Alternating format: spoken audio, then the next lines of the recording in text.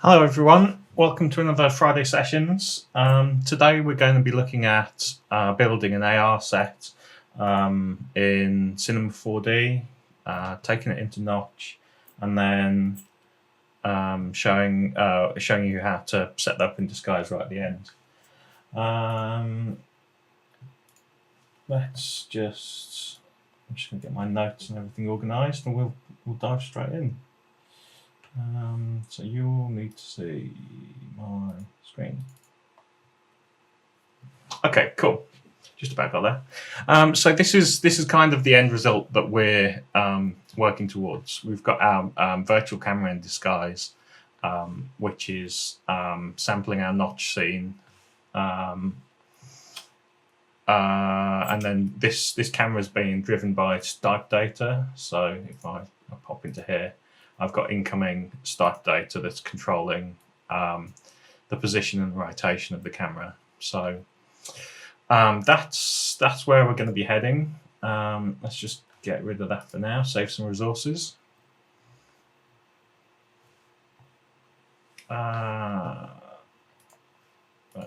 So this is it. This is what I generated in Cinema 4D, and this is where we're going to start. And then if I let's get rid of that one, show you this. This is the project set up in Notch. So quite a lot to cover today. We'll have to kind of see how we get on in terms of time. I'm trying to make these sessions no longer than an hour and a half, because I think that is probably about the limit of most people's attention span. I know it certainly is mine.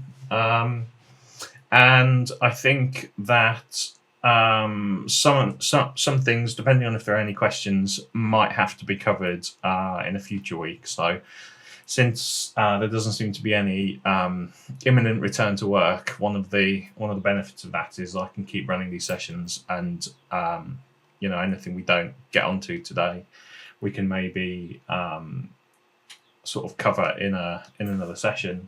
That said, having built all this, it does seem like we're not going to get past the Cinema 4D part today. I might just borrow some of the assets, and then we can just skip over that and head straight into Notch. So yeah, there we are. I'm going to start with good intentions and start with a new blank project, as far as we mean to go on. My Cinema 4D might look slightly different to yours. I've customized the layout with some of the tools that I use a little bit more frequently. So it's worth knowing you can do that. Whenever I start a new Cinema 4D project, I always go to Preferences and Units and make sure that the units are set to meters. And then also in my project, make sure that that's set to meters. And this is so that anything that we generate will be the right scale when we get it through Notch and into D3. So let's see. Let's just sort of get underway with it, really. I guess it's worth noting, if I just grab. So the one that I just showed you, I kind of used. I just did a Google image search for TV Studio.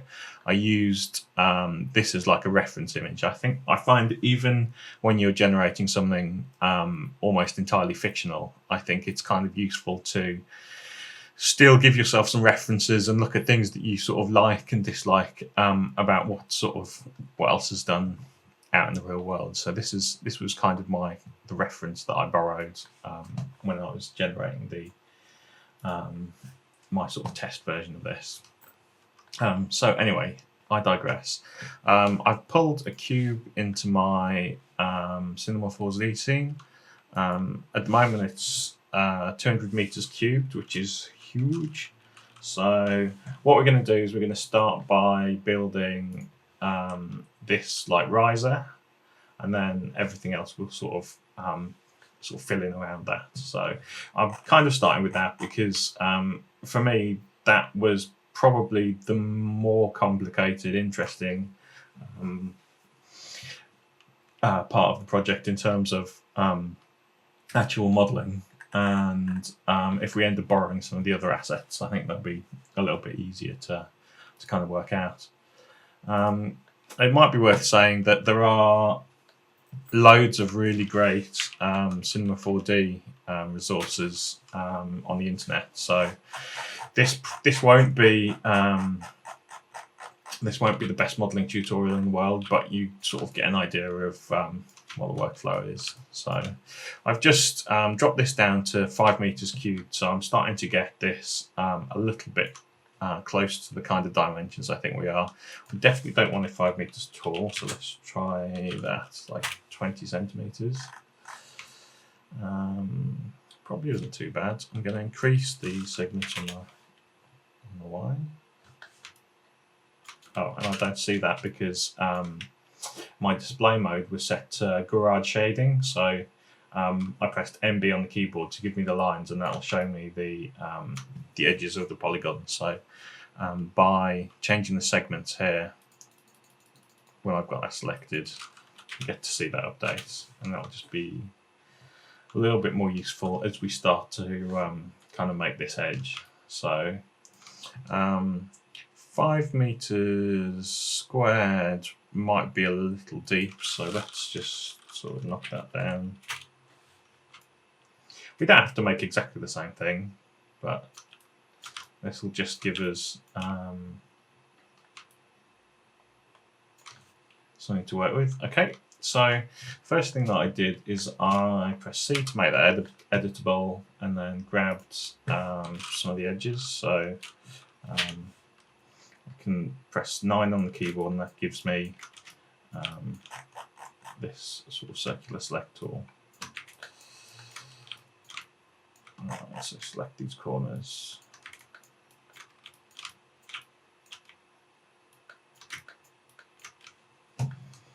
And then I'm just going to chamfer that off.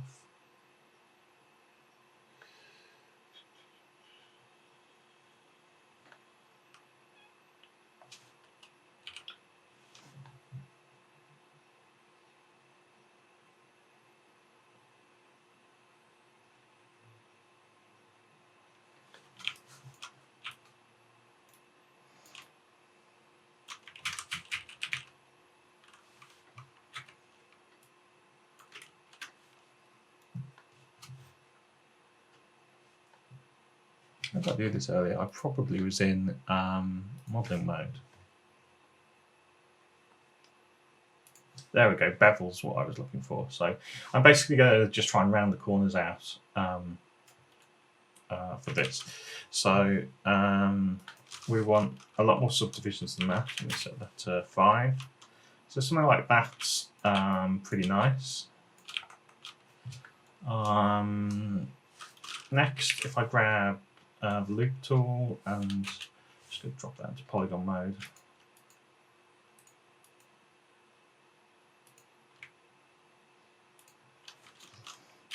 Just oh, mind that. I'm just going to scale these in. Oh, there we go. Wicked. So give us a little bit of an edge, and then what I'll end up doing is we'll make a cut around here that we can generate like an emissive. What we're trying to replicate here is like pixel tape, basically. So here we go. That's pretty good. So again, grab the loop tool. So,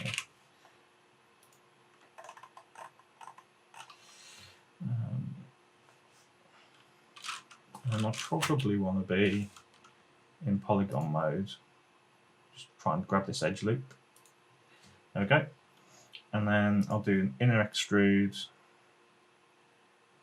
to create like a center set of polygons. So that they could be our pixel tape on the top there.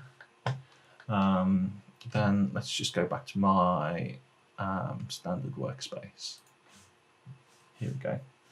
So if I grab this top face, we're going to do another inner extrude to give us like an edge. Another bigger one. This is going to be like an outer sort of lit area, another edge, an inner like pixel type, and then everything after that will kind of be the center floor. So again, this is not particularly complicated modeling, but should get us where we need to go. Grab the loop tool again, and then just because nothing in real life is exactly flat or totally sharp in the corners, we'll just bevel off these.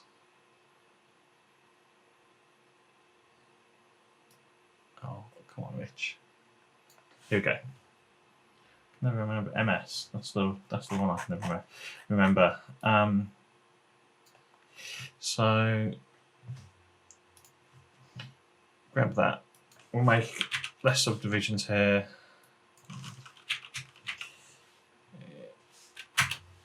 Oh, that's way too many.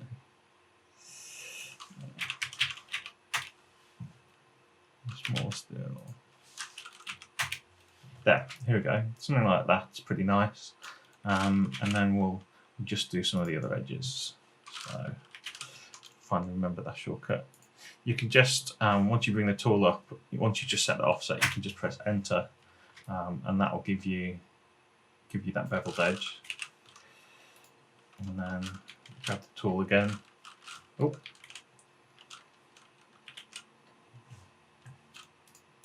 If it'll let me. Cool. Okay, so that's pretty good there.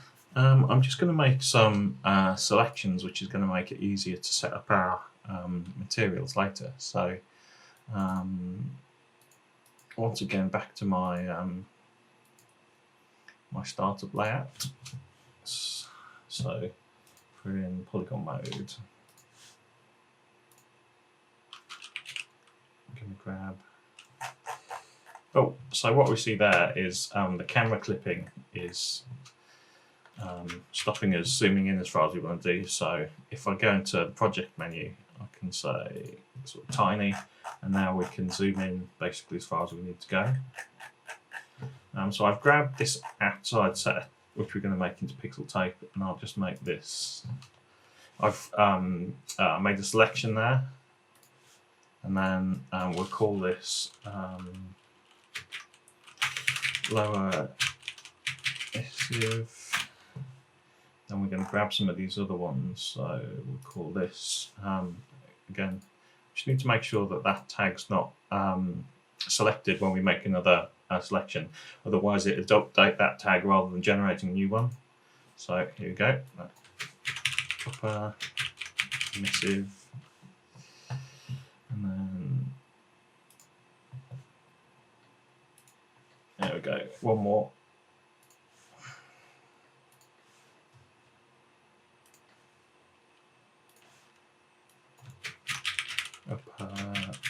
Inner emissive. Cool. Okay. So if I just generate some sort of quick materials for this, and these are going to turn, if I just pop over into Notch. So when we bring this scene into Notch, you'll see the different components of the scene have all been all separated out in our node graph.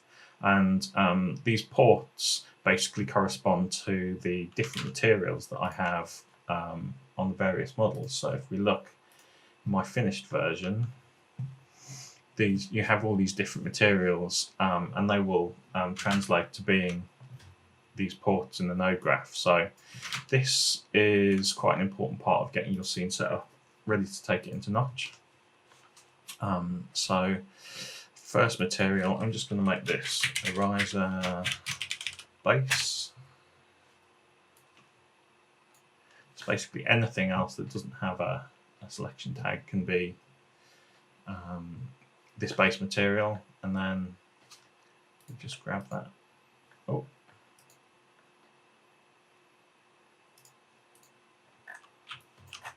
Zoom out like that.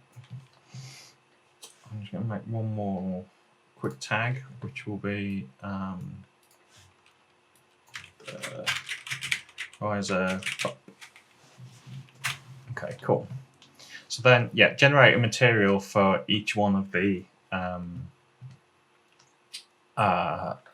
so for each part of the riser that we want to apply different material to, we need to apply those materials to our model here in Cinema 4D.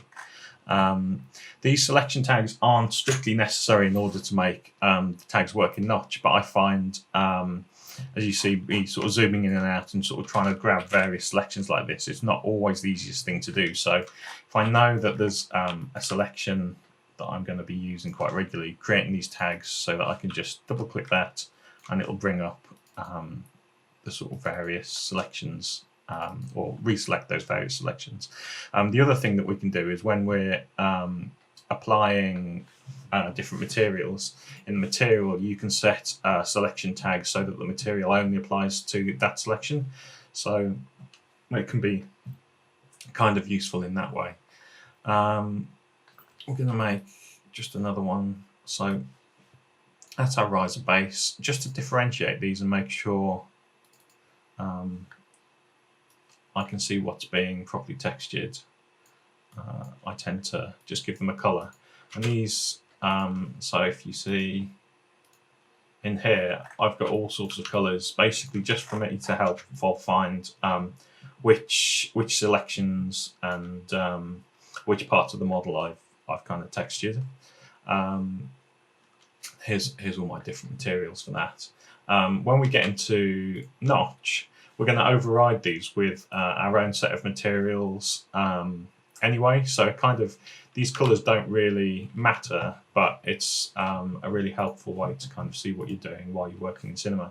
If you just left everything the sort of same default white, then it will be a little bit harder to see what you're doing. So this is going to be our riser top.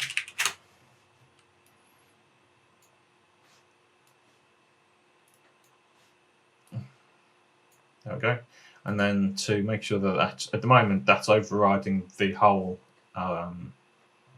model, so I can grab the top selection and drag that into there, and we can see quite clearly that it's just mapping this top area of the riser. What I've done, and I'll show you this as we get into the sort of Notch part of this tutorial, I've applied some glow to kind of sell the emissiveness of the lighting that I've set up on here. But I only want the glow to apply to certain parts of my scene. So in order to do that, I need to separate out different sets of geometry so that they can be passed into the glow as what we call like an affected object. So if we pop back to here, what I'm going to do is grab the parts that I wanted to be basically lighting, and then come down and we're going to split those out. And if we go back into our original model, those polygons actually still exist there, so we can just delete those. And then what I've done, I've separated those polygons into a different model. So this is going to be, if we do some renaming, this is our riser, and this is our, if I can spell, riser lighting. So those first three tags we don't need on that one anymore, and we don't need these two models for that tag. So now we can just generate some materials for our lights. So double click to create a new material. Just set this to be a different color. And what do we call this? Lower emissive. Cool. Okay, so I'm just going to label the material to be the same.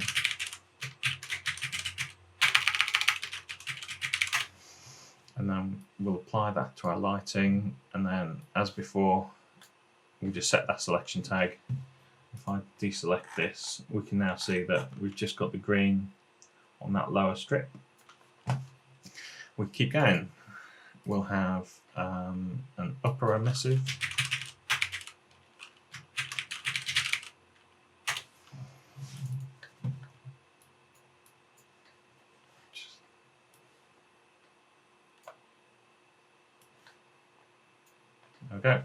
and then one more for our inner upper.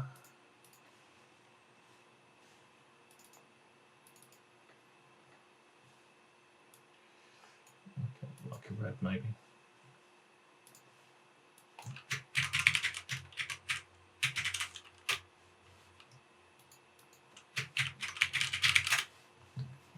Okay. And then that needs its selection tag to apply to it. So the colours are pretty full on, but they are deliberately contrasting so that I can see all the different bits that I've got here. We have our different selections, so our top, our two sets of light on the top, like a base colour, and then some lighting that we have sort of going on at the bottom there.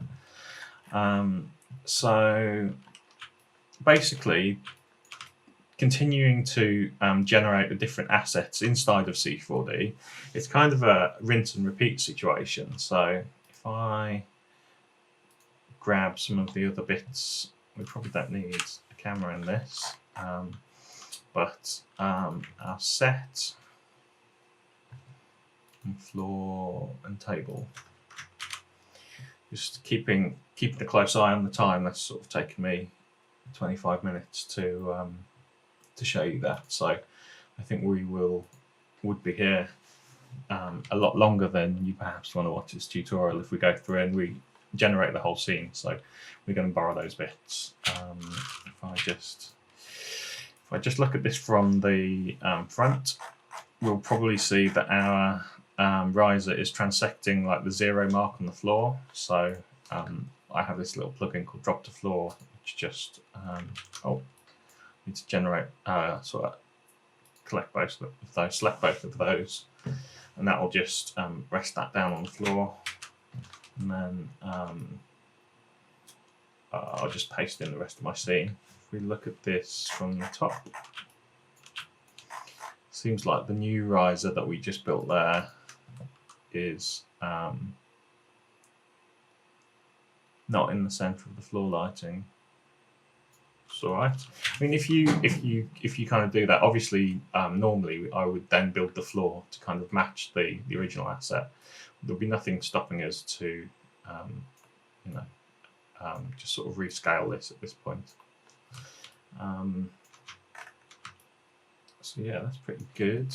It just seems like here, it looks like we have some overlapping polygons, which is not what we want. I think, why is that? I think that's because when I did hit drop to floor, it grabbed the center points of those two things, which weren't totally in the right place. So let's just Control Z back and fix that. So all our polygons are in the right place. Let's just group those together, and now we can do drop to floor, and that should keep everything together, and then we can pull these back outside of the grid. Control V to paste the rest of the scene in there. Like I say, going through for the rest of the scene, it's just a case of polygon modeling the other parts that we need, and then selections have been made using selection tags, and materials have been made to correspond to each of those. So each part of the scene that we want to work with separately now has its own material. I think the only one that I never really got into, never got round to doing, was this kind of table I made. So maybe we could just quickly do that. It's kind of a bit of a recap. Get that out of the way. So this section might be a good place to have like our fictional TV show logo. So we'll grab that, generate a selection, and then let's have a look. Look at this from the front.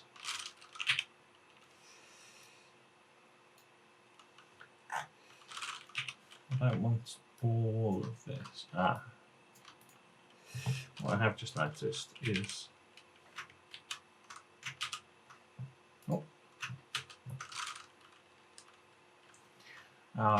so our polygon normal is back to front on that. So I go here and you are thrown.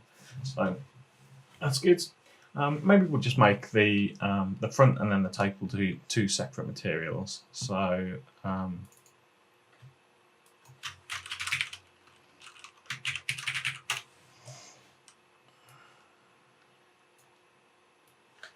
just wants that selection, and then we'll create another like table-based material. Maybe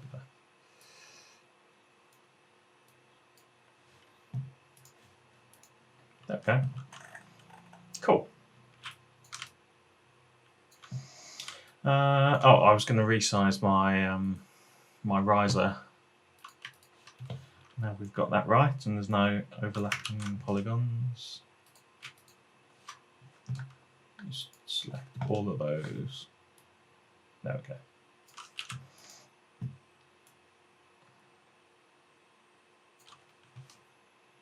Pretty happy with that. So I'm going to save this C4d project. And I have a Friday sessions folder. This is, we'll call this AR Studio 5. Cool. Okay, so let's generate a new blank project. Yeah, save that.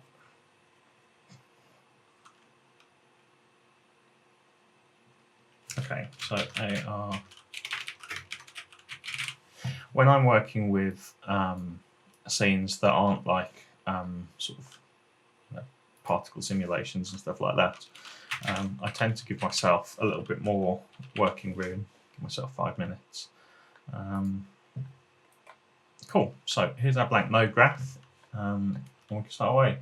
I'm going to import the C4d project that we just created.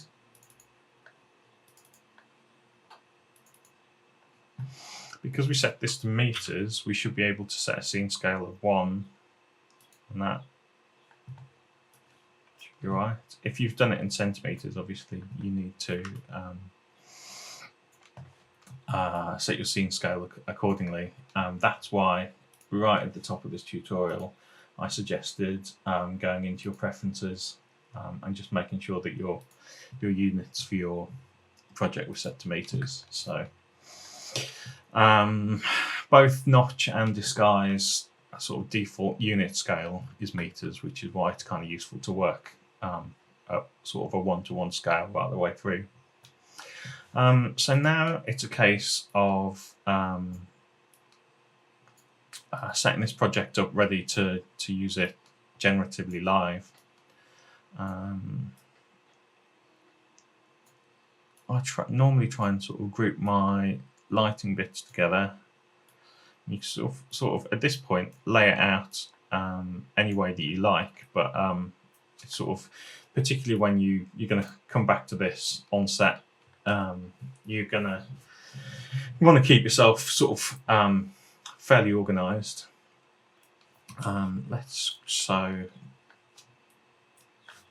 I'm just going to start creating materials for this now. So it's a standard material, and this is going to be basically our floor. If I press Shift and double click on the material, not just having a little think about that. If I press Shift and double click on the material, we get a preview of the what the material looks like. I'm just gonna make this a bit darker, and then I'm pretty sure what I did on the last one, you can reuse these materials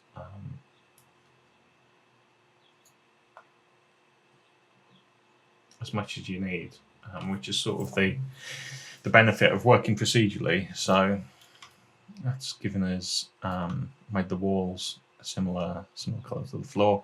We just want something neutral here that's going to kind of not distract from the eye when we want it to be focused on our talent. Our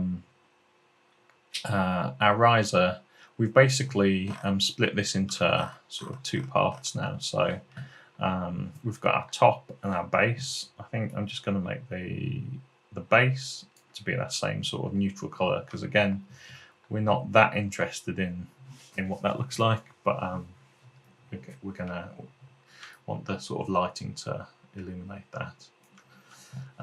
We can create a couple of emissive materials. So these will come out just straight white to start with, but let's do, so as I hover over these, you can see the brown box below is showing the name of the material that we assigned it in Cinema 4D. So this is why it's really important to label your materials rather than just have 4 ports all with standard matte written in there. So I think that'll probably do better.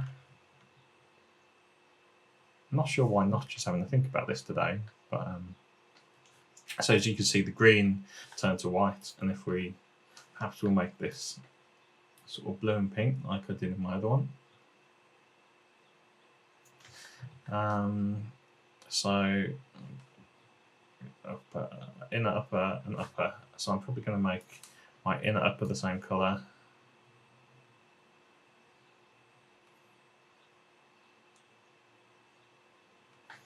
And then I grabbed this material, I pressed Control D on the keyboard, which allows me to duplicate.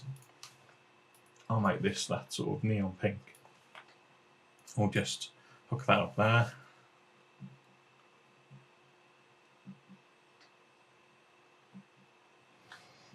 And then we'll maybe make the floor. There's kind of no wrong answers here. When we're doing essentially like a practice project like this, you can kind of do whatever looks good for you. Obviously, when you're developing this for a client, then they're going to have a lot more say in how they want this to look. I also generated these edges. I don't think they worked as well as the floor and the riser, but these edges to make them kind of an emissive material too. I think these work better if they're just kind of a white colour. So we'll just hook that up.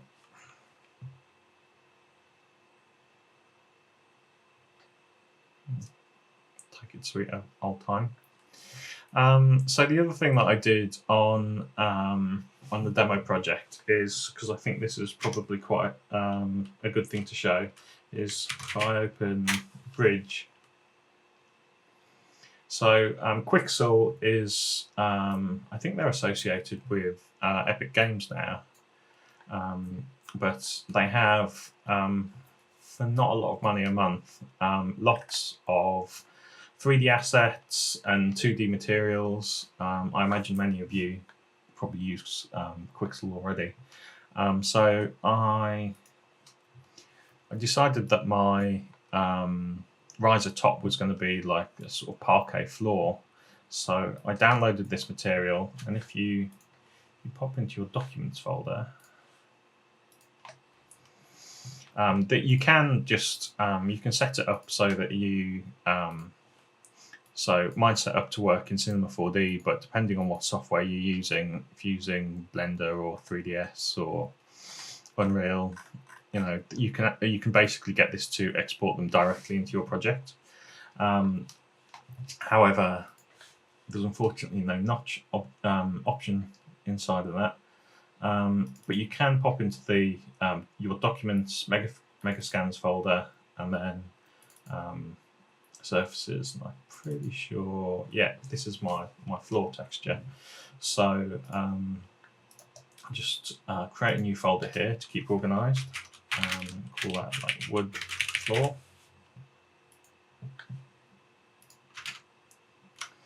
And I'm going to grab some different parts of this. We've got the albedo, ambient occlusion, displacement, normal, and roughness. And unfortunately, this doesn't drop straight into the folder, but that's all right. We can just sort of tidy that up. So if I grab another material node, I thought it would be a kind of useful thing. So this is our riser top. I thought it would be kind of useful thing to just show working with something like Quixel to bring materials in, because these materials that we've sort of generated are they're pretty good, but they're very, very simple. So for something a bit more texture based, so if I just scroll down here, and you'll see we can assign textures to each of these channels. So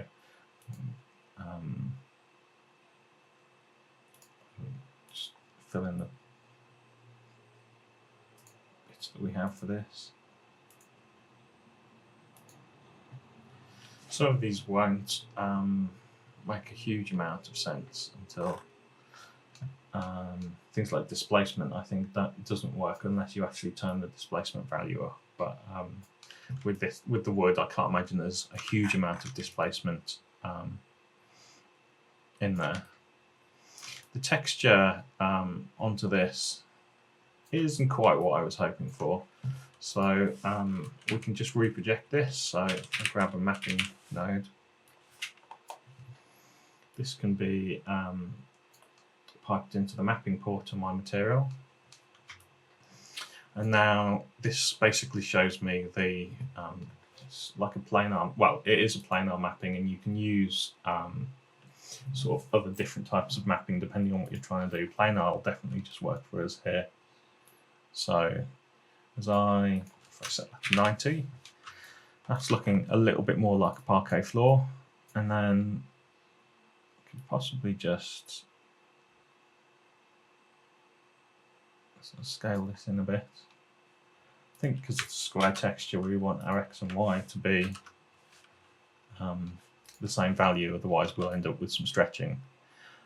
It's perhaps not that normal to have a parquet floor on something like this, but it just allowed me to show setting up a Quixel material inside of Notch.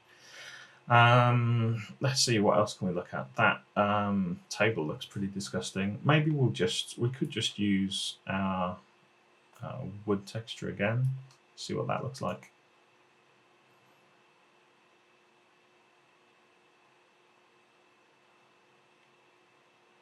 Terrible, absolutely terrible.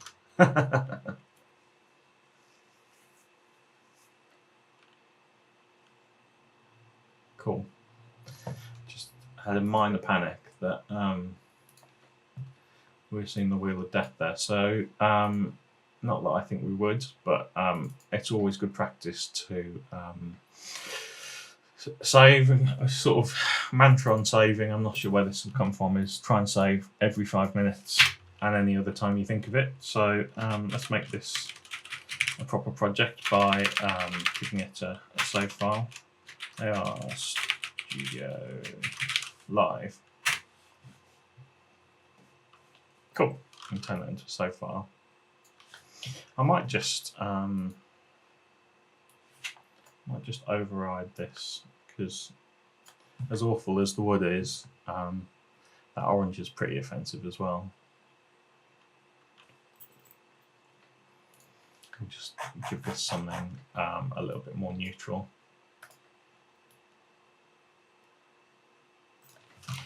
What you can probably see here is that our scene isn't lit, and it's looking incredibly flat at the moment. So first thing I'm going to do when we start doing the lighting is turn on deferred rendering, because that helps. It makes more advanced sort of lighting inside of Notch work. I'm going to grab an area light. I tend to, in my node graph, just sort of keep certain things together. So you see I've sort of got my 3D scene laid out left to right, then my materials all grouped together here. You can kind of go a little bit further and like set up a region that you know, sort of makes it a little bit more obvious. I mean, right now it's super obvious that these are materials and that is a scene. But I mean, if you had lots of modifiers or something like that which weren't immediately obvious what they were doing, you could kind of use a region to help make it easy for anybody who was coming into your scene to understand exactly what was going on. And I think, oh, that material's kind of escaped the box. I'll just make that a bit longer. So I think it's really important, especially when working live, to work in a way that anybody else could kind of pick up your project and take over from you. And I'm obviously just grabbing the shortcut that brings that up. Obviously, everybody hopes not to be in a situation where they need to be replaced, but I think it's just good practice, not just for that, but also for yourself. Like you know, when you're working long and hard hours, it's better to keep yourself organised than be constantly having to sort of ask yourself what you did. So you know, I'm a video guy rather than a lighting guy. So if lighting is your department, then you'd probably be cringing at what I'm doing to set up here. The idea, in my head at least, is to just set up a very simple sort of key and fill type area light here. So in order to generate the second light, if I just show that again, I pressed Control D on the keyboard to duplicate it, and then Control R joins it to the root node and makes it part of the scene. And I can just press E on the keyboard, takes me back to the move tool, and away we go. We can get this positioned. Oh, I've really messed up the rotations on that, haven't I? There we go. That's a little bit more like it.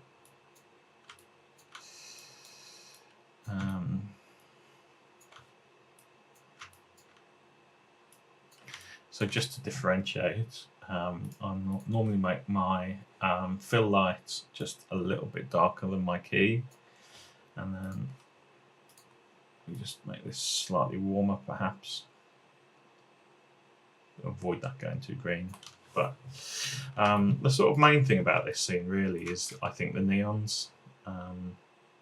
So we can kind of get that set up now.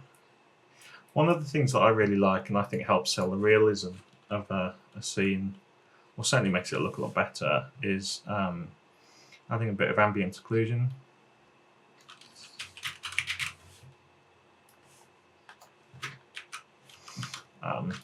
So that sort of generates the ambient occlusion basically generates these sort of like shadows in the corners. I have a good explanation of how it works, but it helps to give your scene a little bit more depth. What we can see is the table that I've added in there. Obviously, the riser that I've built this time is a little bit shorter than the one I did in my practice project, which is a good excuse to show you how to update a Cinema 4CD in Notch. So if we jump back, this is the project before we brought it into Notch, and if we'd looked at it carefully, we'd be able to see this gap. If I just grab the table, same thing, bring that down to sort of sit on the riser. Okay. Now I'm just going to save the project, and then if I come back into Notch here, I can right click this and say reload resource. Because what you don't have when you bring a scene like this in is separate transform controls over each of the parts, but it's quite an easy way to do that. So I'm just going to set up the glow, which is going to make these emissive materials work a little bit better. I believe, although I'm not completely sure, that glow 2 is slightly more performant than the the standard glow, or glow 1. So I'm just going to grab these nodes and put them into the effective material. Now, excuse me. This is red to show that that's basically not working. And we need to say apply to opaque objects only. And I think there's something that you need to set in the root node to make this work. I think you need to be in a solid composite blend mode. I might be wrong about that. But now what we're seeing is only the meshes that we've piped into the affected objects are receiving glow, and not the rest of the scene. So if I just turn that off, see that's applying glow to the whole scene, which isn't really giving us the look that we want. So this little pop-up reminds us of what we need to do. I was a little bit too slow to read that out to you, but it's this apply to opaque objects only, and then using the affected objects gets us a bit closer to where we are. I think it's a little bit strong. We just ride that balance to kind of make that work. The other thing, I've closed the D3 project now, so I'm not going to open it just to show, but I'd set up textures so that we could pipe our content in from Disguise into these like portals. So when I generated this, I've given them their own separate texture. There we go. So what I'm going to do is just on my desktop have a couple of images that I was using to kind of preset this up, and then we'll override them again when we get into Disguise. So again, we're going to need a material node, and that material will pipe into these ports for the for each of these portals. So there we go. We've just overridden that, and then we can bring our JPEG, which generates a video loader, in, and then when we get around to setting this up for export, we can expose the video parameter of this, and that will allow us to share the texture in D3 into the project. So that's set up our stage right one. I'm going to duplicate this 2 more times, so that this one will be our center portal, and then we'll do another one for our stage left. You can tell I tend to work more in live than broadcast, because I call things from the stage rather than from the camera.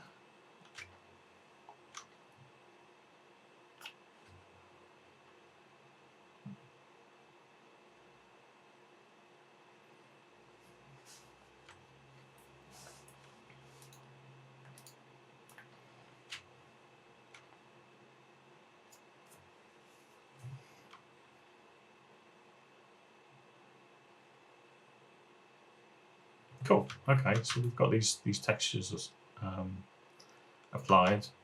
Middle one possibly looks a bit stretched, I think. So we can just use a mapping node in exactly the same way that we did on the floor. Oh, it's not dropped in there. It's not that one I'm particularly worried about. It's the center one that I want to change. So we can see now it's just tiling that up, and it's all upside down back to front. So we'll just work that out.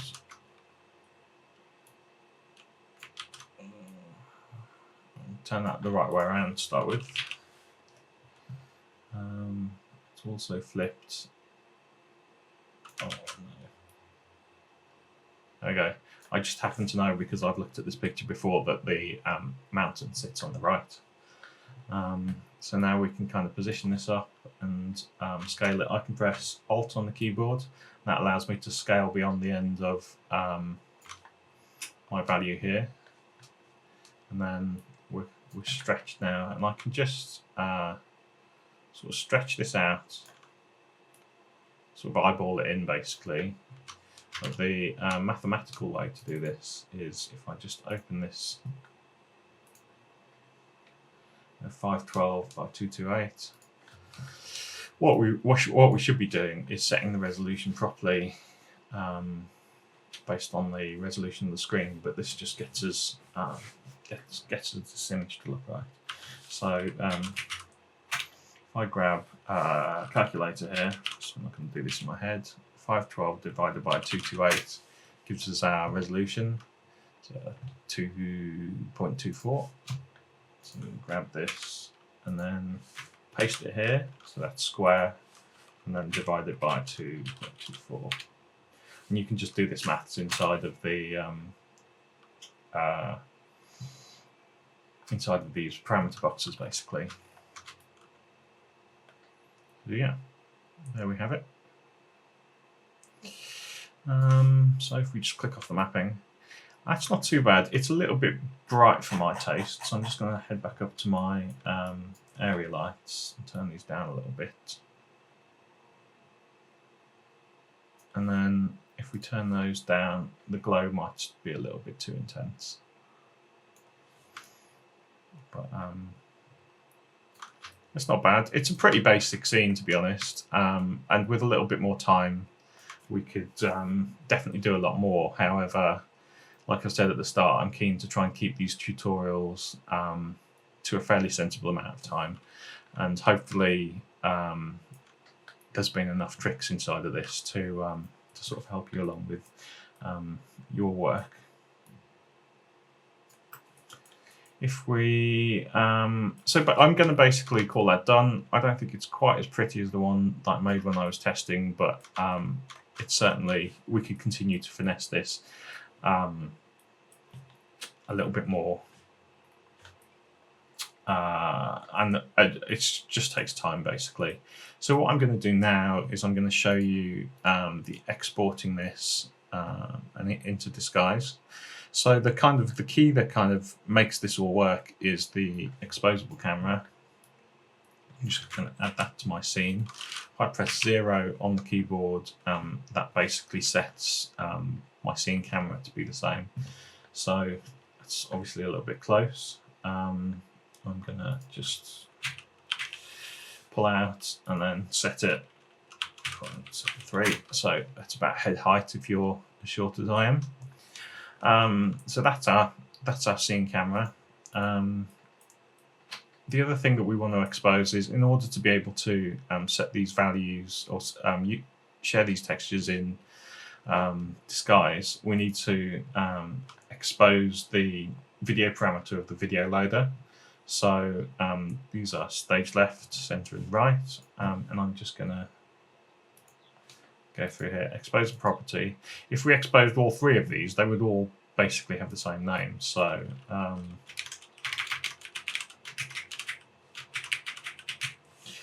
going to give them a unique name, make it a little bit easier once we get into Disguise. Oh, I didn't mean that.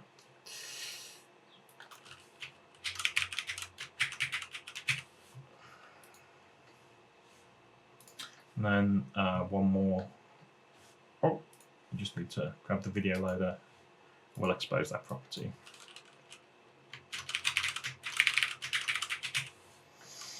Cool. Okay. So that should, in theory, be everything that we need to do to everything that we need to expose to get this working in Disguise. Obviously, if you wanted to change your the color of your lighting or anything like that, you'd need to continue. Maybe we just do one of those to kind of show the theory. But yeah, for everything that you want to be able to control externally to this scene, you'd need to expose the values that you require. it's worth noting that if you come over to this tab here, you can see all the parameters that you've exposed, and that's just basically reminded me, although we've brought this exposable camera into the scene, we actually don't have it exposed in a way that Disguise can use that. So that's a really important part. We need to expose that for Disguise to use it. So let's hop over and start ourselves.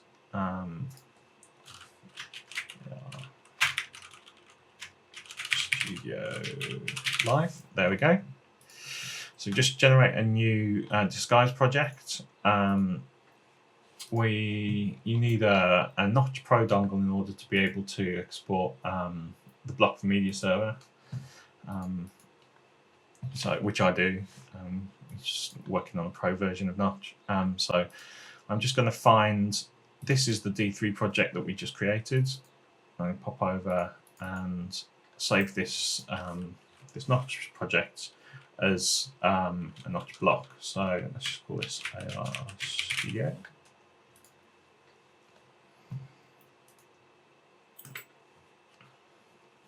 It's compiled, and we should now be able to use this. Let's just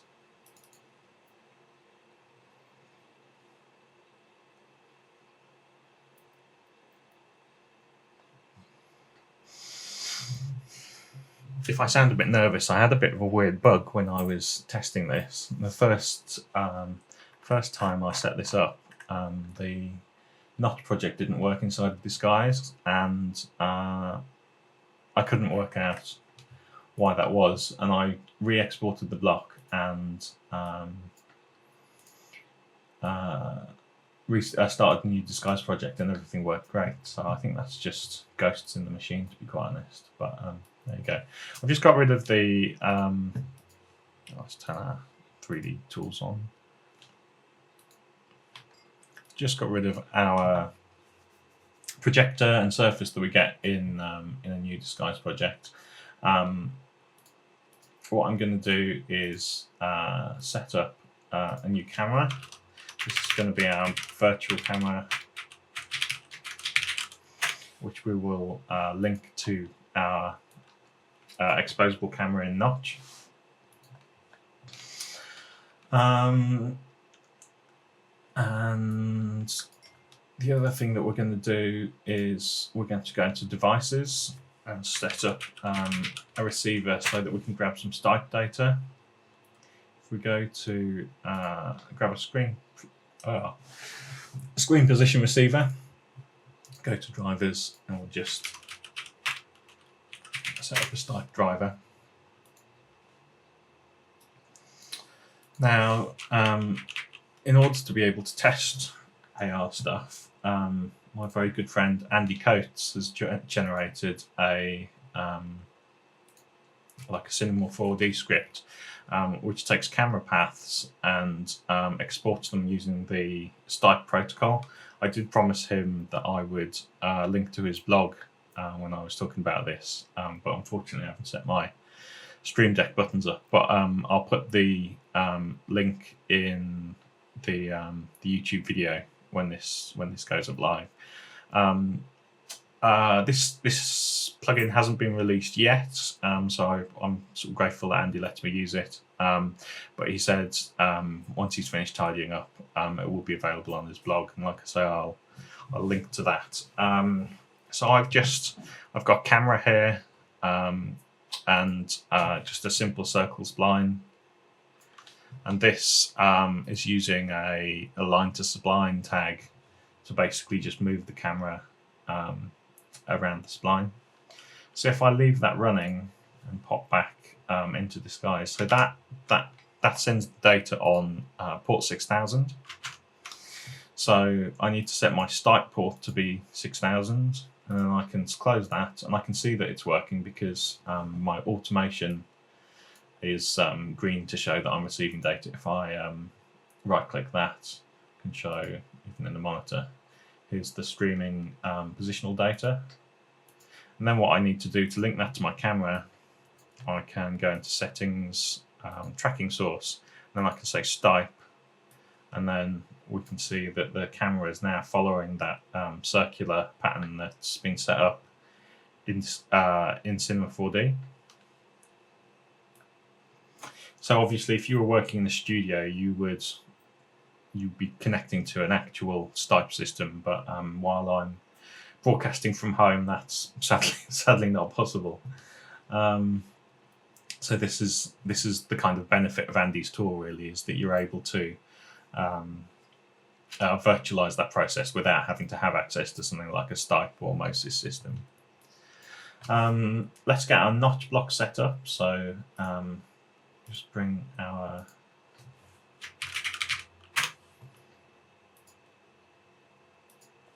block in here.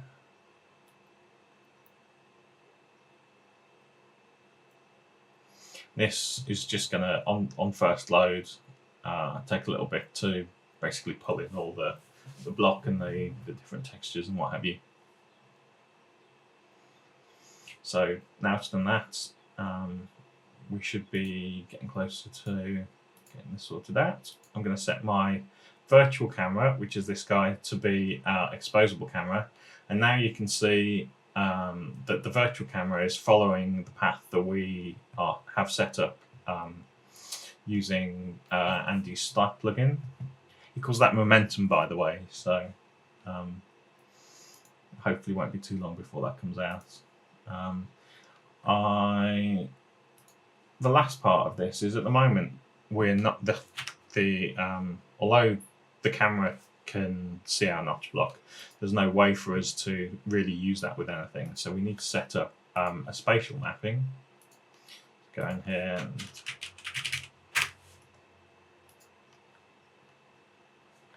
and then we add our virtual camera to the spatial mapping.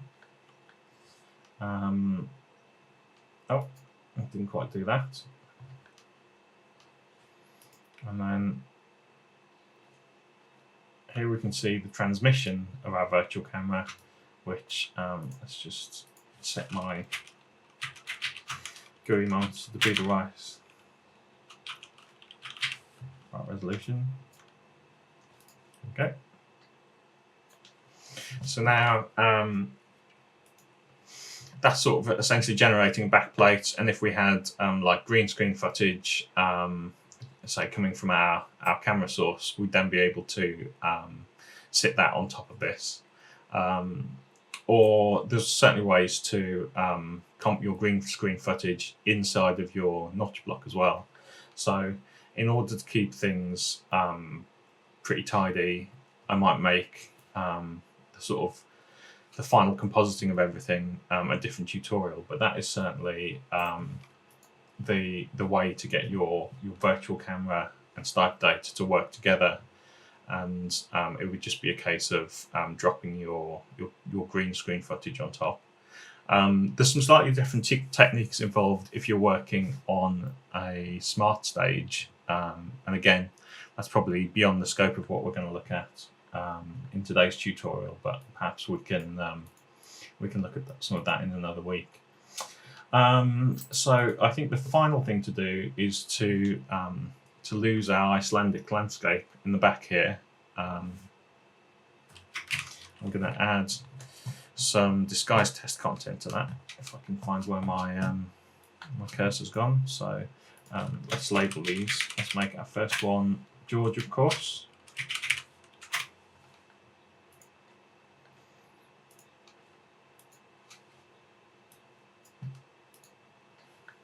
So at the moment that's mapping over the top of our spatial mapping, which is why we can see it big on our screen there.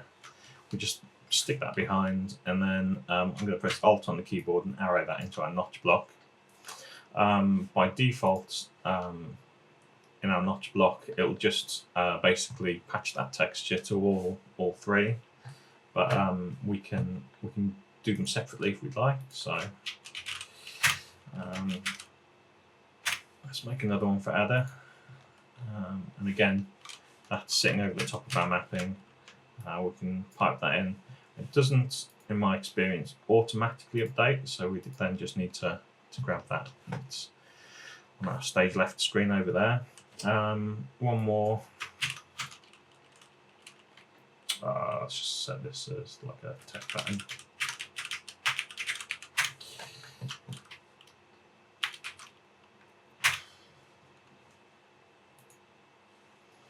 Same situation there. So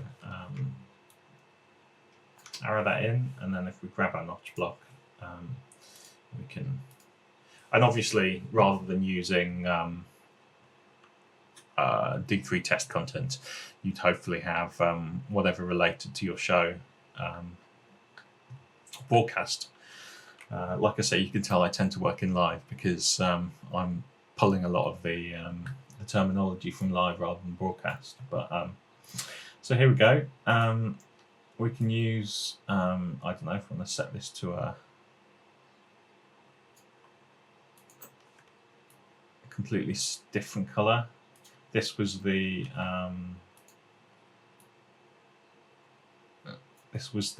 color that I exposed just as kind of a bit of a demo of working with other parameters inside of Disguise. So, you know, any other part of this that you wanted to set up so that you could work for that inside of Disguise and keyframe it to work inside of your broadcast, you just expose those parameters and then you'd be able to control them from within the block. And then, depending on how you work, you could hook that up to like a lighting desk or MIDI controller to make that easier to control. So I think that is going to be the end of essentially what I've prepared for you today. I'm just going to pop back to see if there have been any questions for today. It's nothing on YouTube, and I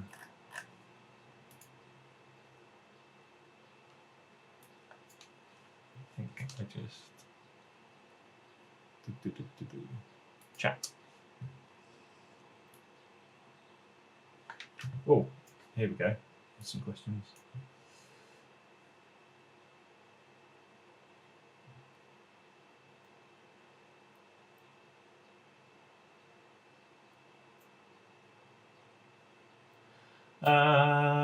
Okay.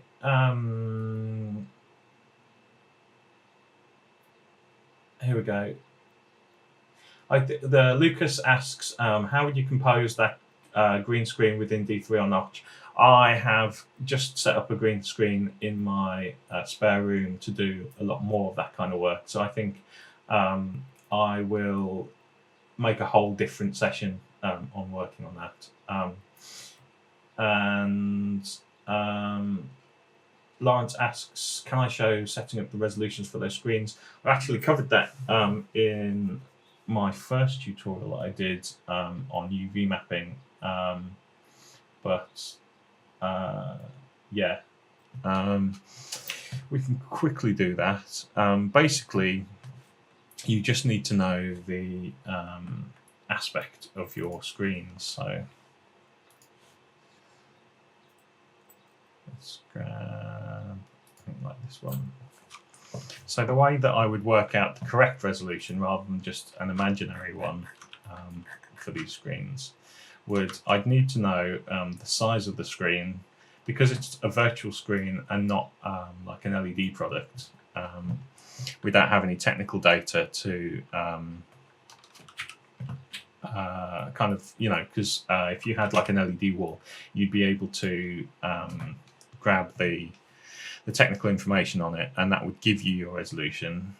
So this is a little bit more akin to like how we would calculate projection screens, basically. So what I'm doing here is I'm just grabbing a plane in Cinema 4D that I'm going to use to measure this. There are measurement tools inside of C4d, but I don't find them overly easy to use, if I'm honest. So let's just, there we go, sort of align that with my screen.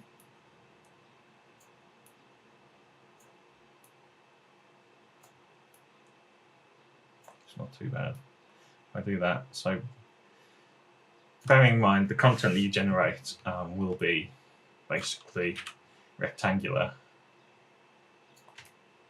you would match the edges there, and then there would just be some slight overspill. So the important part of this is by doing that, I've been able to get a size for this virtual screen. I'm going to grab a calculator because I'm not going to do all of this in my head. Often I do this, especially if I was doing a number of screens together. I'd probably do this in like a Google Sheets or like an Excel spreadsheet or something. But since we're just going to do one here for the demo, we could probably just do this in a calculator. So we need to basically we need to work out what our pixel pitch is here. Something like, say, if this was an actual TV studio, we would probably be working at something like a 3mm pitch, basically. So if I take the size in meters, so size in millimeters, sorry, so that's 7502. I'm going to divide that by the pixel pitch. So we've decided our imaginary pixel pitch is going to be 3mm. So we divide that by 3. So give or take a point, our screen is going to be 2,500 pixels wide. And then in order to make the height, to keep all our measurements square, we basically need the height to be the correct proportion of that based on, so we could just, the easy way would just be to do 2.2245 divided by 3, and that would give us, that didn't quite work, 2245 divided by 3, and that would give us the answer for the height. So 2,500 pixels by 748 pixels would be the correct resolution for this screen if you wanted to like then pass that on to your sort of content creators, and you basically rinse and repeat in order to sort of generate the correct size for this. So measure your screen in the largest width and height areas, and then divide your sizes in millimeters by your pixel pitch, and pretty much however you want to work out screen templates, that is kind of the right way to do it. If we were doing projection, we would be asking ourselves what the pixel pitch was going to be. It's a little bit more complicated with projection because the pixel pitch becomes a product of how far away the projector is and what type of lens you're using. So that becomes a consideration. But certainly for this kind of stuff and LED, this is the way to go. So, is it possible to pipe multiple layers with alpha into the same surface in the notch blocks? For instance, that you could pipe in both an environmental image for the window and then a floating pit window for content to come over the top. That is a great question. How would we do that? I kind of think this could be the right time to use the new compose layer, although they're not massively performant.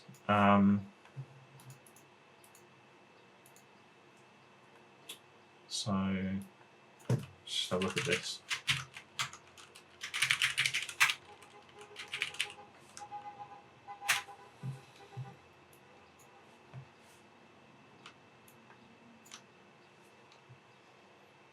It's not that one, is it?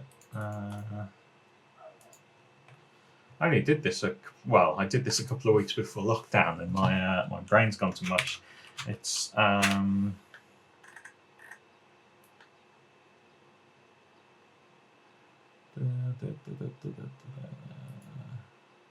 you do it with a LUT, that's right.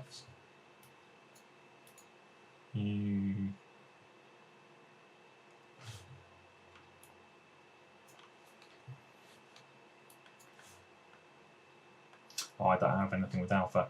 You know what? This is such a good workflow thing that I'm going to do this as a separate quick tip because it's not something that I want to sit and try and work out in front of you. I've definitely done it before, and yes, you should be able to stick logos and what have you on top of that. And the way to do it in Disguise is to use the new Compose. So if I just grab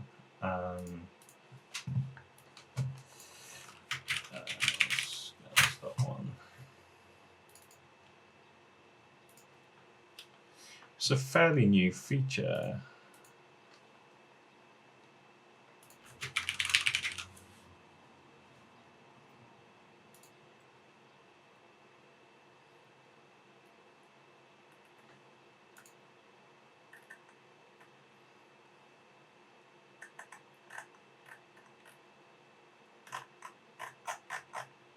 Yeah, let me. I'm gonna do this as a separate thing. So sorry that you're gonna have to wait for that, but I'd rather do that properly than kind of bumble through it because it's a really good question. In order to do this.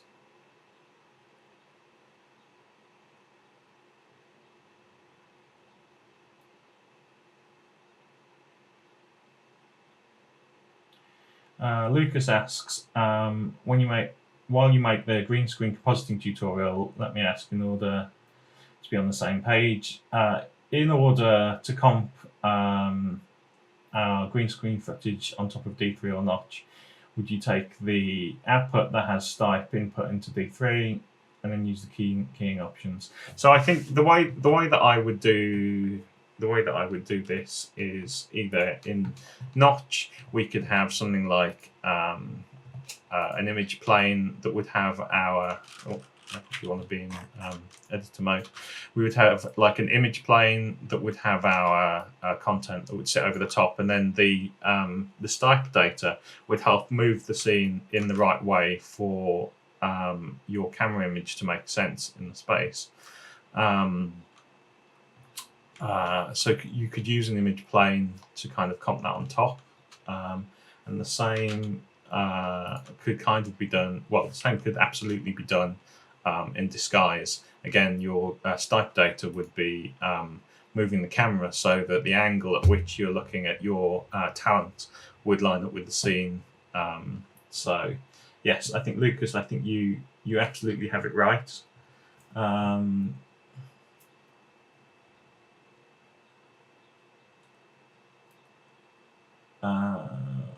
Last question. What about a 3-plane? So the sort of 3-plane setup that I think a lot of people are showing, I'm calling a smart stage, which is where you have an LED floor and sort of two sides of a backdrop, and then what you can do is you can set your camera up to modify the content that works in the smart stage. It's a bit like what we have set up in Andy's plugin. So this is what I would call a smart stage: a floor and 2 sides, and then the content can be updated to correspond to where your camera position is.